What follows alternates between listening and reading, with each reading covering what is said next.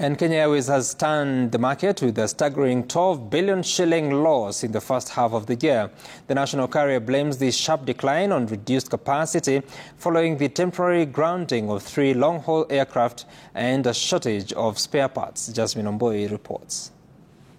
Airways sank deeper into the red in the first half of 2025, with net losses widening to 12 billion shillings, reversing a net profit of 513 million shillings posted in the same period in 2024.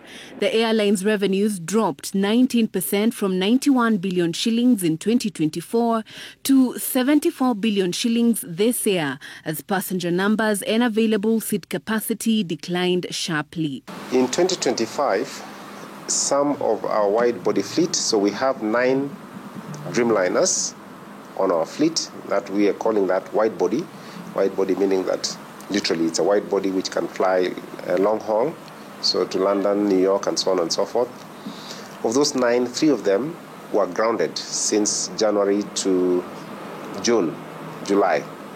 The principal reason being that we did not have engines that we had sent to shop back in time for them to fly.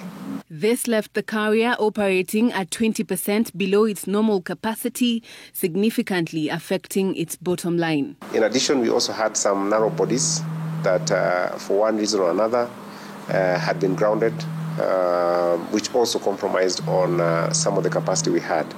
The other reason is also last year we had planned to bring in some aircraft to replace the narrow bodies that we were retiring.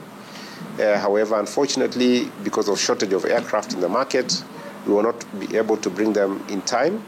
Of the 4 that we were hoping to bring, we were only able to bring 1. Kilavuka says most of the airline's aircraft are due for engine overhauls, with each costing about $15 million and taking up to 4 months to complete, a huge challenge to the largely illiquid company. And then there's a long queue for in the shops to bring back the aircraft. So the problem that we're having is that we cannot jump the queue because some of the people who are jumping the queue are able to finance that, to finance the fast tracking. We cannot do that because of the position that we have financially. Of its 3 grounded Dreamliners, the airline has successfully returned 1 to service, with the remaining 2 anticipated to follow suit later this year. Optimism for a second-half recovery is high, bolstered by the strong performance of newly launched routes including London Gatwick and Nairobi to Abidjan.